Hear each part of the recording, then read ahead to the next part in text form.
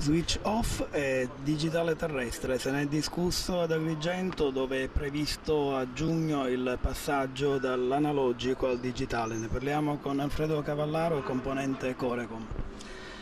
Sì, ci stiamo preparando a questo evento che riguarderà la Sicilia, un evento che ci vede gli ultimi in Italia, ma che ci permette di acquisire l'esperienza fatta nelle altre regioni. Noi come Corecom abbiamo deciso già da più di un anno di renderci utili per il territorio, organizzando, li chiamiamo workshop territoriali, dove incontriamo i rappresentanti delle pubbliche amministrazioni, incontriamo i tecnici che hanno sottoscritto con noi un accordo di comportamentale nei confronti della popolazione, mi riferisco agli aderenti a Confartigianato e CNH Case Artigiani. Li incontriamo per dare con il contributo di RaiWay delle nozioni tecniche fondamentali per adeguare gli impianti delle abitazioni al passaggio al digitale.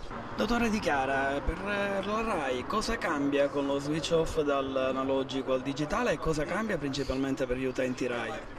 Allora, per noi cambia, noi siamo già impegnati da diversi mesi alla digitalizzazione di tutta la rete, quindi sostanzialmente tutti gli impianti che attualmente diffondono i segnali in analogico sono già stati e sono in corso di predisposizione alla nuova tecnologia, quindi nuovi apparati pronti a irradiare il digitale terrestre. Per gli utenti cambia, sicuramente avranno un'offerta diversa, migliore, avranno sicuramente un'offerta maggiore perché a regime da 3 programmi si potrà fruirne di ben 15 con un'offerta molto differenziata.